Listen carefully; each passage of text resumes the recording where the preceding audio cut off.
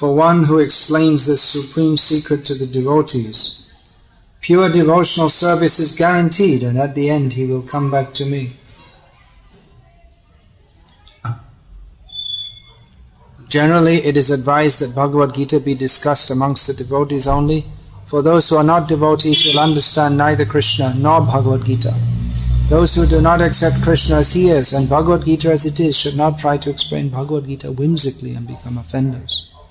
Bhagavad Gita should be explained to persons who are ready to accept Krishna as the Supreme Personality of Godhead. It is a subject matter for the devotees only and not for philosophical speculators. Anyone, however, who tries sincerely to present Bhagavad Gita as it is will advance in devotional activities and reach the pure devotional state of life. As a result of such pure devotion, he is sure to go back home, back to Godhead.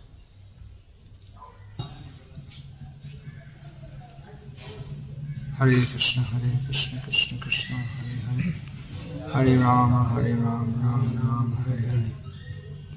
That this message of Bhagavad Gita is not meant only for Arjuna is clear from this verse and from the next verse. Nachatasman manushyeshu kaschin me priyakritamaha bhavita nacha me tasmad anyaf priyataro bhuvi. There is no servant in this world more dear to me than he, nor will there ever be one more dear. And of course, Chaitanya Mahaprabhu emphasized this preaching. Jare dekho tare kaho Krishna upadesh. Wherever you go, whoever you meet, speak the instructions of Krishna. The instructions of Krishna, principally Bhagavad Gita. So Chaitanya Mahaprabhu, as the most munificent avatar, Mahavadanya avatar, expanded what Krishna stated here. Krishna says here that this Bhagavad Gita should be spoken among the devotees.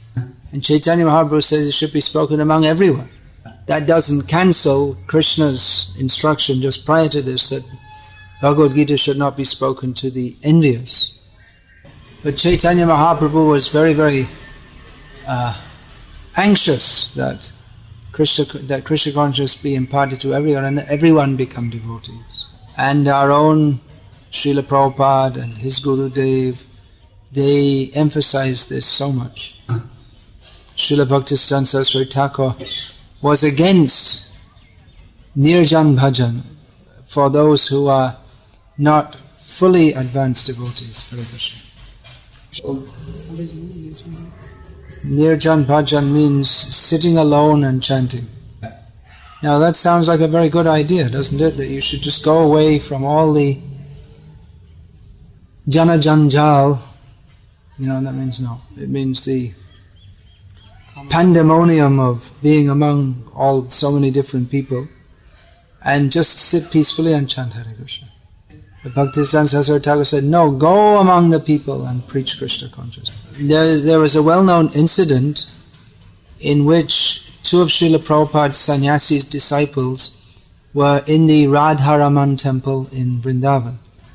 And the pujari said that you're seeing the deity with such great devotion that as a result of this, in your next life, you will also be born in India and you can worship the deity as we are doing. So the sannyasis, they went back to ISKCON's Krishna Balaram temple in Vrindavan and told this to Srila Prabhupada, who was there. And Prabhupada said, you can go back and tell him, that pujari, that as a result of his being a good pujari, he can take birth in the Western countries in the next life and preach Krishna consciousness all over the world. In other words, Prabhupada clearly gave more importance to preaching than worshipping the deity. Now, how can we understand this? The pujari is all the time with the Lord, dressing him, cleaning him, praying to him. And the preacher is always mixing with non-devotees.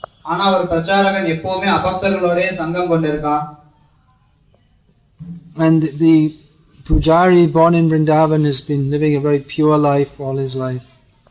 Whereas those from the Western countries, before meeting Prabhupada, their previous life is something we shouldn't talk about too much in the Srimad Bhagavatam class. What do you think, Gauranga? Your life before coming to ISKCON, it's good to discuss in the class. Gauranga Prabhu, நீங்க இஸ்கானுக்கு வர்றதுக்கு முன்னாடி இருந்த வாழ்க்கைய இந்த மாதிரி வகுப்புகள்ல விவாதிக்கிறதுக்கு நீங்க விரும்புறீங்களா? We can discuss your life after coming to ISKCON in the class. How you're engaged morning till night in serving the Lord, very pure life. But better we don't discuss our lives before we came to Krishna consciousness. சிறந்தது என்ன அப்படினா கிருஷ்ண பக்திக்கு வர்றதுக்கு முன்னாடி நம்மளுடைய வாழ்க்கை எப்படி இருந்தது அப்படிங்கறதை விவாதிக்காம இருக்கிறது. Little bit we can do just to show the contrast that how Prabhupada has saved us. Well, the difference between before and after is quite pronounced. I always used to see in the newspapers in the Western countries, now you see in the newspapers in India also, photos before and after. Before, big fat woman. Afterwards, not very fat. Before, bald man. After, lots of hair on his head.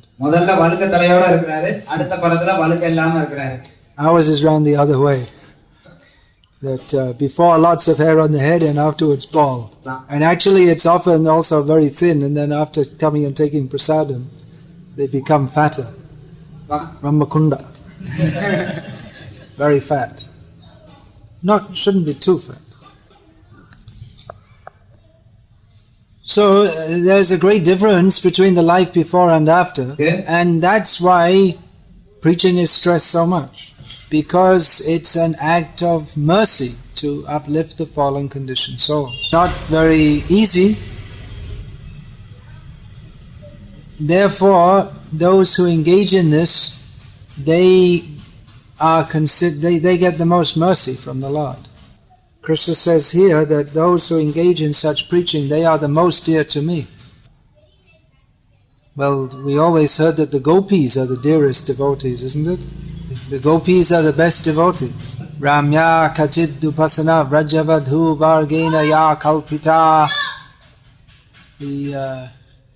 According to Sri Chaitanya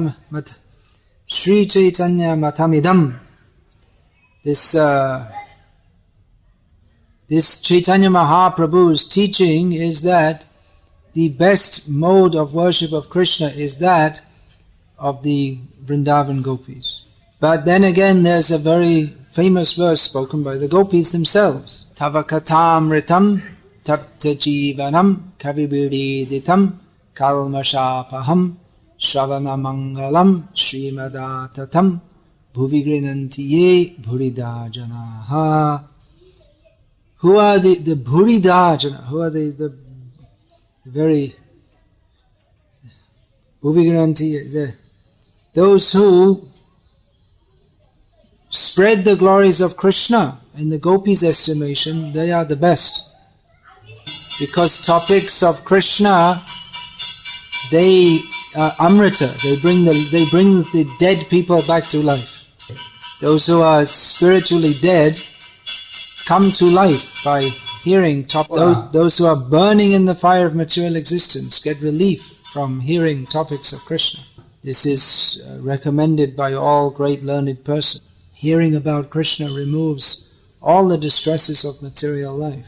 Simply to hear about Krishna is most auspicious in the most auspicious sense, and makes one's life fully blessed. So those who spread the topics of Krishna, they are, in the gopis' estimation, the best. So who's the best? Krishna says the preachers are, and the others say the gopis are. Of course, Krishna says also that the gopis are his own dearest devotees. And then the gopis again say that the preachers are the best. Well, the gopis are also preachers. They come again with Chaitanya Mahaprabhu and preach Krishna consciousness. So preaching is given paramount importance. So everyone should try to assist in this preaching movement and become purified. We may say, well, in our movement we also do deity worship. But that deity worship in our movement is also part of the preaching. The idea is that in our temples the deity worship is done so nicely that everyone becomes attracted to come and have darshan of the Lord. It's also necessary for the devotees as part of our personal sadhana. தனிப்பட்ட சாதனை அப்படிங்கிற முறையில பக்தர்களுக்கும் இந்த விக்கிரக வழிபாடு அப்படிங்கிறது அவசியமாகுது. To have darshan of the Lord, to offer all our activities to the Lord in the form of the deity. Deity worship is something wrong. It is the most archanam, is the most exalted activity. But so this statement that preaching is more important than archan doesn't mean that archan is not important. But it stresses the great importance of preaching Krishna consciousness. That archan may benefit oneself, but preaching benefits both oneself and others. So the conclusion is that we should try to preach Krishna consciousness, spread Krishna consciousness. What does preaching mean? It means to try to bring people to Krishna consciousness. So to do that we have to try to make an impression upon people. We have to convince them to do something which they're not doing now. We have to try to influence them. So how do we do that? Well, when we talk about preaching, when we think of speaking, isn't it? It's the basic activity in preaching. Although as I was saying, deity worship in our movement is also important part of preaching. All the activities in this movement are meant for preaching. But speaking is the activity that is required. People will come and see the deity, that's very good. But unless we speak to people, then their mind isn't going to change. We stress so much the distribution, or Srila Prabhupada stressed so much the distribution of his books, which is an extension of Srila Prabhupada speaking. But then even to get people to take Prabhupada's books, we have to speak to them. So not just speak, it's not just a machine. You would have a robot standing there saying, take a book. But that wouldn't have much effect, except people would come and look at the robot. But to get people to take one of Prabhupada's books, you have to speak to them, you have to see what is the mentality of the individual person, speak to them accordingly, maybe smile at them, speak in a manner that is designed to make them convinced that yes, I should buy this book. So in many ways selling Prabhupada's books is there goes a man selling something door to door. He's selling blankets for the winter. Of course, I don't think they have much techniques. He'll just go around shouting blanket. They didn't read the books on salesmanship. In the Western countries, it's a highly developed art, how to get people to buy something which they weren't thinking of buying. And it mostly depends on the personality of the salesman, how he deals with people, what he says, and all this kind of thing. Maybe our devotees, they should study sales techniques so they can sell more books. When we think of preaching also, we think of formal preaching, giving speeches. So you can also take courses on public speaking. Many things. You have to keep eye contact. I shouldn't do it with the ladies. Don't speak in a monotone. Sometimes speak loudly, quickly, and sometimes speak a little slowly. Tell a few jokes now and then. So there are so many techniques. Actually, if you see Prabhupada's lectures, most of the time he sat with his eyes closed. He broke the rule, important rule. So there's no need for devotees to study all these techniques. You can do if you like, but we don't recommend it. The main thing in preaching is, because preaching is kirtan, one must perform shravan very nicely first of all. Prabhupada said, because I've heard very nicely, therefore I can speak very nicely. What does that speaking nicely mean? Probably if you surveyed according to the standards of the public speaking academy, maybe Prabhupada wasn't such a nice speaker.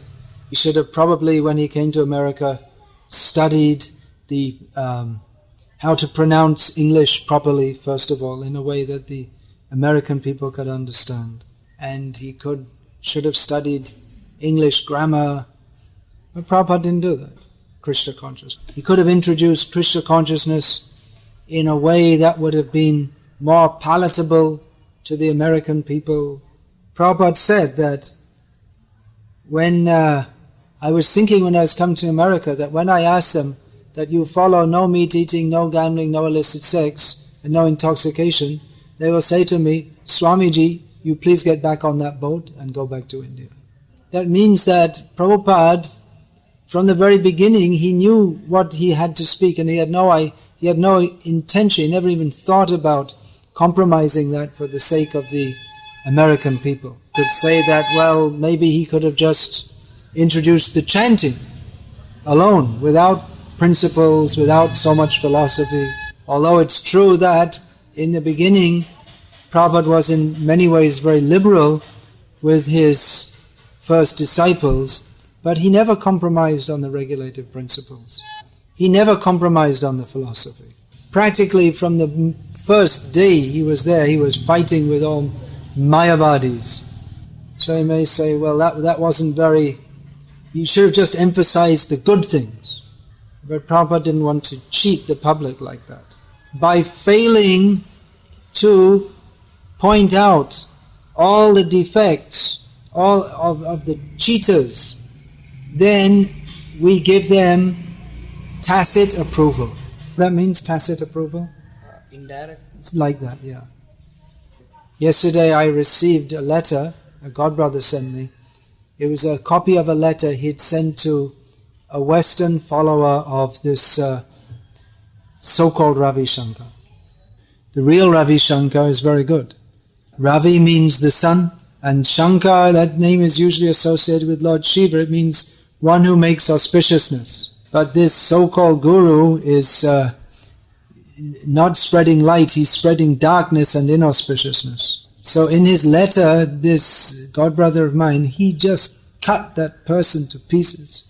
All the nonsense and the hypocrisy and the bogus philosophy. And then he copied me another letter also that another godbrother of ours wrote and said, well, you could have been more understanding. But in response, the first godbrother wrote that, well, Prabhupada, if Prabhupada was here, he would have definitely been very, very heavy on that rascal and have tolerated. So it's the duty of preachers to present the truth as it is. That is the meaning of preaching. Now, anything else is not preaching Krishna consciousness. Now, there may be various attractions offered to people to make them interested in Krishna consciousness. But unless very soon after becoming attracted, they're not given Krishna Upadesh, which Chaitanya Mahaprabhu told us to preach, then we're not preaching Krishna consciousness. Preaching means one who has heard nicely, he can speak nicely.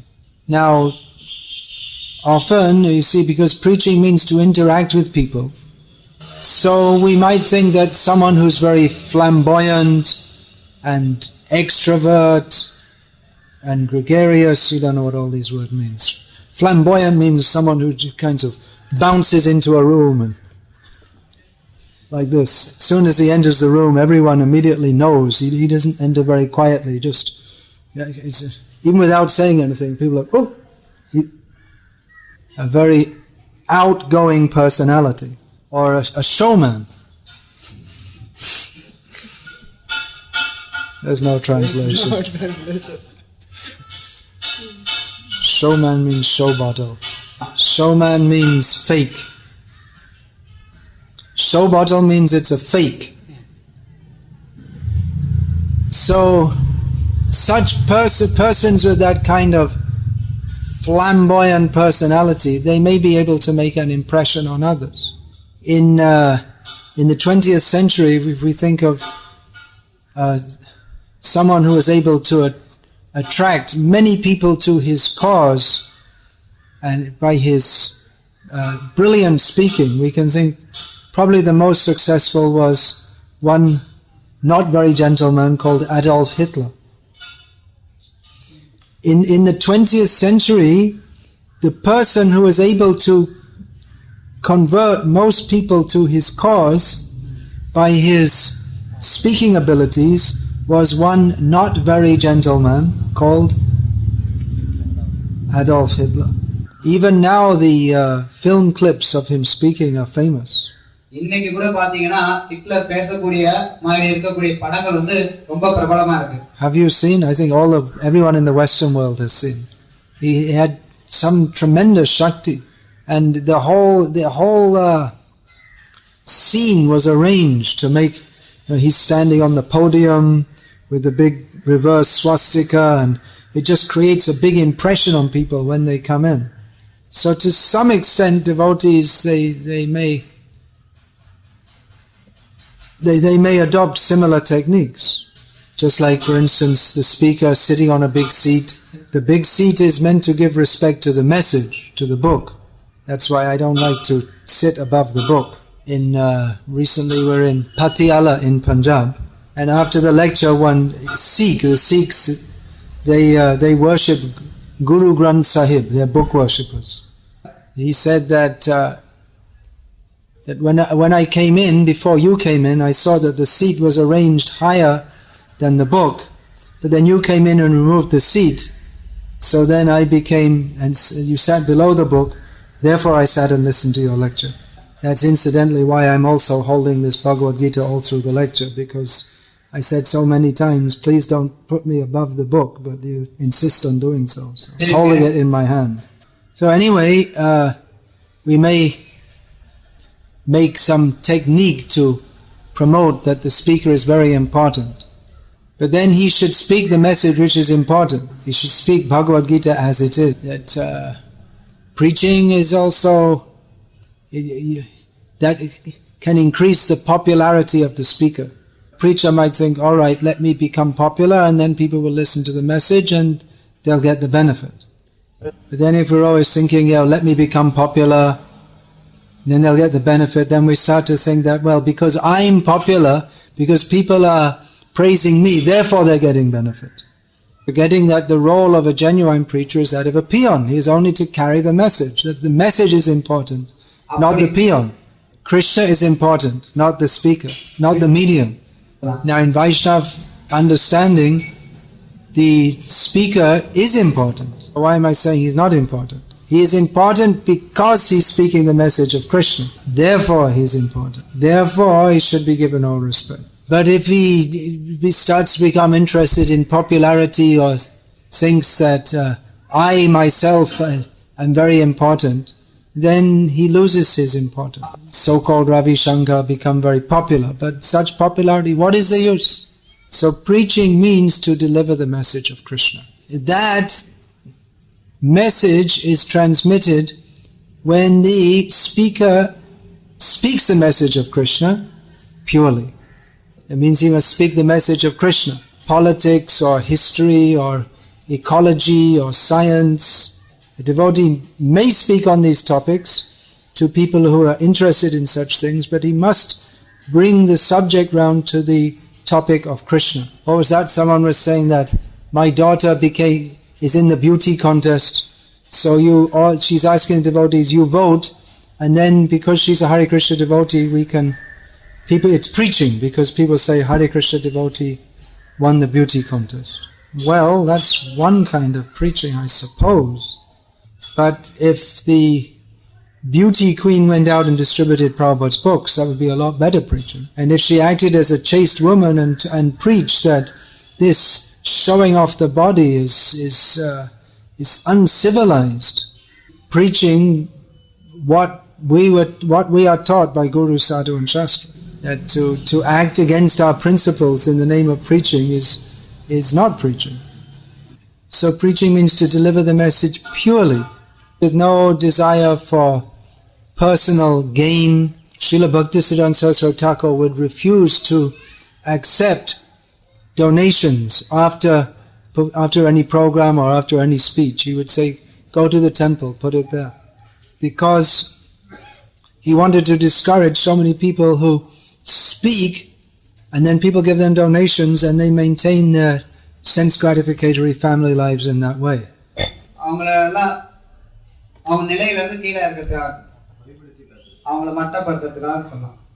Because if you're thinking that, well, if I speak too clearly, then people may not give so much donation.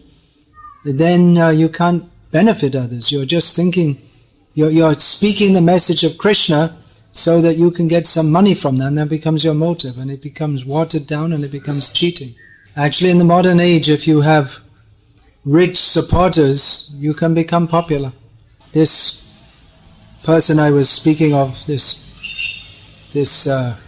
so-called Ravi Shankar, and in North India there's this Asharam Bappa. They were not very well known until recently. They both came up in the last 10 years or so. Some rich supporters promoted them. Wherever they go, there'll be big, all over the town there'll be photos of them. Here we see also this Nityanand Swami and this and that. So by promoting them, they create some interest. People think, oh, something important. And if they have a good show, then people come back again. So it becomes something like a circus. You advertise it, and then there's an entertaining act, and this way it becomes popular. So in promoting Krishna consciousness, we may also do such things, put posters around the town, but we have to be very, very careful not to become more interested in popularity than in delivering the message of Krishna as it is. That so many people surrendered their lives to Srila Prabhupada. In my case and in the case of so many others, it was almost instant. It was, just immediately, as soon as you came in contact with the devotees. Now, I didn't understand, it wasn't that from the very beginning I understood all the philosophy. And then also I'd been to several groups previous, and I went to them one time, and I don't think any of them I went to more than one time. Then why you go to so many groups, reject, and you come to this one and one time immediately say, yes, this is it. How? Well, one major reason is you can understand these people are genuine. They're not making a show. They're not speaking in riddles. I don't know the word. Sorry, I don't know Tamil. Like this Ravi Shankar, how many avatars have you taken? He said, I don't know, I didn't count them. Someone who's a little bit sincere can immediately understand that this person is not sincere. Whereas Prabhupada always said, I am not God. I am the servant of God, you are also the servant of God. Even in the early days, some of Prabhupada's early followers in America, who were influenced by Mayavad philosophy, they said that they started promoting that actually Srila Prabhupada is God. Prabhupada responded to that. Oh yes, that is very nice, now you've understood. No, not at all. He threw them out of ISKCON. He rejected them. So we can understand, this person is genuine. This is actual selflessness. So, what is the qualification to be a preacher? One might by nature be somewhat withdrawn and introverted.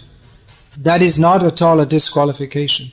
Qualification is that one should sincerely wish to represent the parampara, should identify himself as a servant of the acharyas who are presenting Krishna. And one symptom of such a devotee is that he is very careful to understand what the acharyas are teaching. Over-intelligent to think that I can invent something new to improve what the acharyas have given. He's a servant of the acharyas and of the siddhanta. But one who is a servant of his senses is disqualified as a preacher. To the extent that one is thinking of one's own sense gratification, to that extent one is disqualified as a preacher. So a preacher should very carefully hear, then he can chant nicely. Of course, any way that someone preaches, even if it's maturely motivated, that some benefit will come through. But if we compare the message of Shastra to a very bright light bulb, then the person who's speaking it with his own personal motive, he's like the low wattage or the low voltage, so the full power doesn't come through. Preacher's duty is simply to take the light of Shastra and shine it so that people can see the truth as it is. There's no question of inventing the truth. It's just like the sun, when it rises in the morning, it doesn't create all the trees and they're already there, but we can't see due to the darkness. But when the sun rises, then we can see. So the preacher's duty is to bring the spotlight of Shastra to reveal the truth. But if he turns on the spotlight and then stands in front of him and says, "Hey, look at me, I'm here," instead of showing here is Krishna, he wants to show here is myself, then he becomes a cheater. So what is effective preaching? Effective preaching means to awaken people's consciousness of Krishna and connect them with Krishna. But effective preaching is not necessarily equivalent to collecting many people. Srila Bhaktisiddhanta Saraswati Thakur said that even at the expense of all my mutts, if I could make one pure devotee, I would think my mission successful. Of course, if you can bring thousands of people to pure devotional service, that's even better. But bringing one person to actual Krishna consciousness is far more valuable than bringing thousands of people to some kind of watered down so-called Krishna consciousness. Even bringing people to some kind of watered down Krishna consciousness is better than being Hitler. At the time of Bhaktisiddhanta Saraswati Thakur, one Upper Sampradaya was prominent in Bengal and Orissa, who promoted the chanting of the holy names, but they promoted the chanting of some invented mantra, Nitai Gaur Radhe Sham, etc. So you could say, well, they did some good because many people took up the chanting of the holy names and they promoted a general sense of Krishna and Chaitanya Mahaprabhu. So that's good. But then by promoting that one should do kirtan, chant the names of Krishna, chant the names of Lord Chaitanya, but teaching to do it in a manner which is Shruti Smriti Purana Adi Pancharatra Vidhim Vina, not according to the Shastric method, then it is Aikantaki Hare Bhakti Utpataya Eva Kalpate. It is a disturbance in the practice of genuine, unmotivated devotional service. So it's good in one sense, but on the other hand it creates obstacles to one's development of genuine devotional service. It's like someone's drowning in the sea and you catch them so they don't drown. So preaching means to, effective preaching means to communicate genuine Krishna consciousness. So how can we know ultimately what is effective preaching? Well, ultimately Krishna will say that are these people genuinely coming to Krishna consciousness or not. Krishna sees our hearts. If our motive is only to follow the acharyas as their humble servant and on that basis try to spread Krishna consciousness, then people who will come through our efforts, they will also imbibe that. But if we are superficial, then we will attract superficial people. And their light, cheap approach, they will think this is Krishna consciousness. Just 3 days ago we were celebrating the disappearance of Srila Gaur Kishore Das Babaji Maharaj. He was a Bhajananandi Vaishnava of the highest order. Bhajananandi means one who doesn't go out in the world and attempt to preach, but just performs his own bhajan. Whereas a Goshtyanandi is a preacher. But we shouldn't think, well, I'm a better preacher than Gaur Kishore Das Babaji Maharaj. We can never be preachers of... our preaching is incomparable to his preaching. Even though he didn't go among the people to preach. Whatever he did and whatever he said is the highest preaching. He delivered the whole world. Even though so many people, they were anxious to have Siddhanta Saraswati as their disciple. But he wasn't attracted to them because he was staunch advocate of the truth. Yeah. He only wanted that which was genuine. And he could see through all these people who were trying to attract him to become their disciple just so that they could increase their own prestige. That's why he was shocked when he came to Gaur Kishore Das Babaji Maharaj and asked for initiation, and Babaji Maharaj wasn't even interested. I know, don't bother me. And then he realized that although he considered himself an advocate of truth, the truth that Gaur Kishore Das Babaji Maharaj had was on such a superlative level compared to what he knew as the truth, that Bhaktisiddhanta Saraswati Thakur realized that what I considered the truth, that was not the truth at all. I have to learn the truth from him. The truth of Krishna consciousness is so high, so vast, that why should we desire to present anything else? But then we see that people in general are on such a miserably low level. We may think, well, how can we communicate it? We should have faith in the standard process given by Shastra and the Acharyas, knowing that however covered the consciousness of a jiva may be, his actual dharma, his actual swarup is of Krishna consciousness. So Shravan, Kirtan, that can communicate directly to the soul, going through all layers of ahankar, kam, krodh, lobh, ityadi. That was Prabhupada's faith as he came to America. He wrote that how can we convince these people who are just... When he landed in America, he saw what is the condition. So how these people are covered by Rajagun, Tamagun. How can we communicate the message to them? Then he quoted. What did he quote? Shrinvatang swakata Krishna. Shrinvatang swakata Krishna. Punya Shravana Kirtan. Or the verses beginning. That by regularly hearing the Bhagavat message, they will become purified. That Krishna, who is within everyone's heart, he will purify if we do our duty of speaking the message of Krishna. So there really is no alternative to preaching but to amplify, to turn on and amplify the message of Krishna as given in Shastra, especially Gita and Bhagavatam.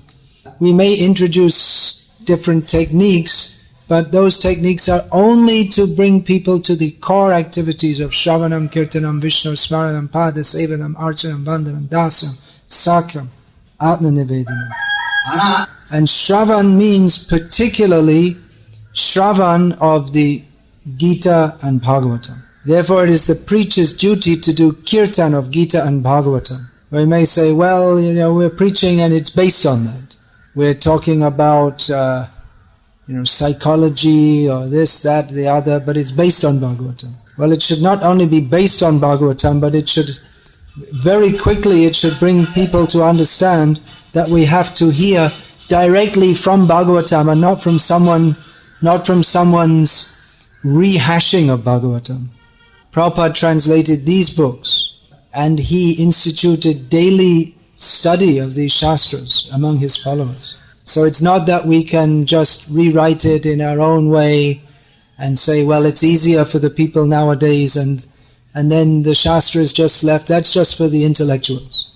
We have to stick closely to Shastra and see what Shastra says as given to us by the Acharyas. There is no substitute for Shastra. Well, we may say, well, we have to make it simple for people nowadays. Well, it already is simplified. Stri Shudra Dvija Bandhunam.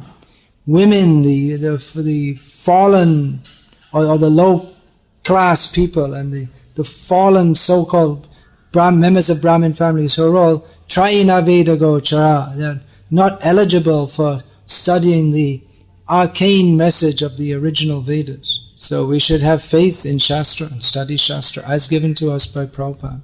Otherwise we become like this, these bogus gurus. There are so many of them. They speak a little bit, they throw in a few words from Shastra here and there, but basically it's their own ideas. So many people I've spoken with in India all these years, I tell them, look, your guru is bogus, he's not following Shastra.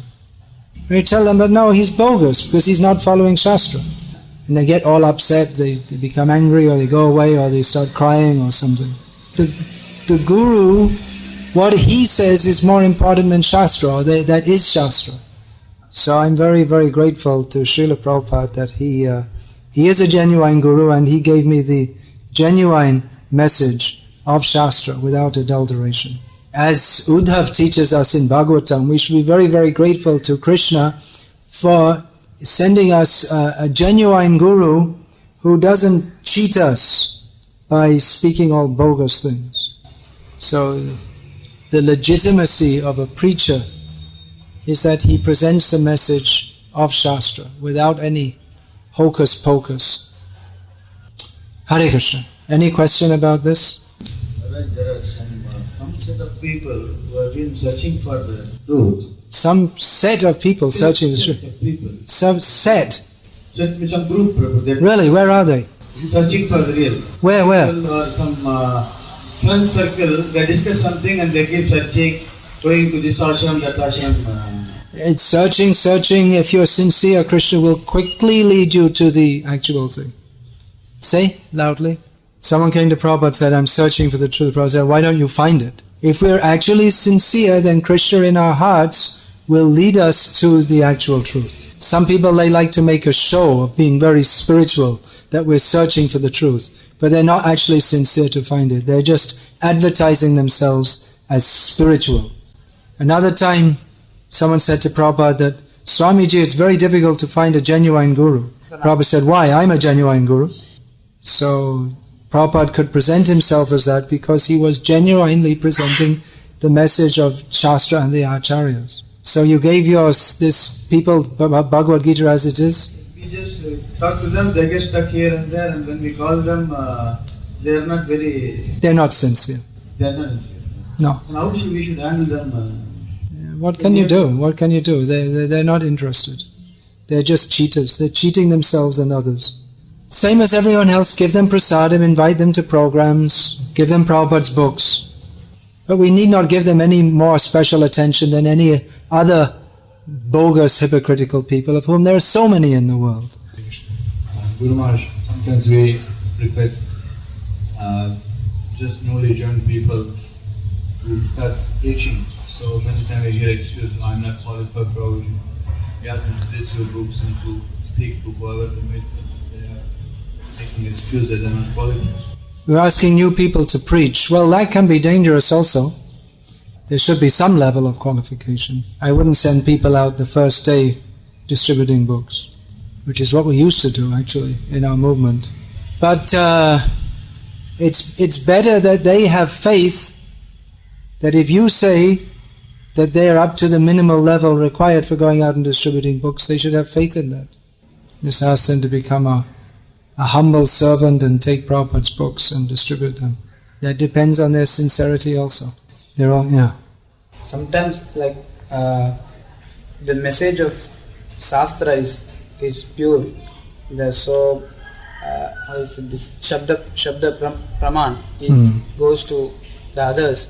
So, at the same time, we also hear like purity is the force. So, the message is pure. That example I was given, that the bulb has the full capacity, but then if we don't have the full power to carry it, then it becomes weakened. If we don't have pure copper, then the electricity doesn't come through with the full force. So the message is pure, but our impurity may obstruct that. It gets mixed up with our own personal desires, which we see many times. In the name of preaching, one can try to spread his own domination, seduce women, make good bank balance for himself, advertise oneself as an avatar or a Paramahamsa just by advertisement. Hare Krishna.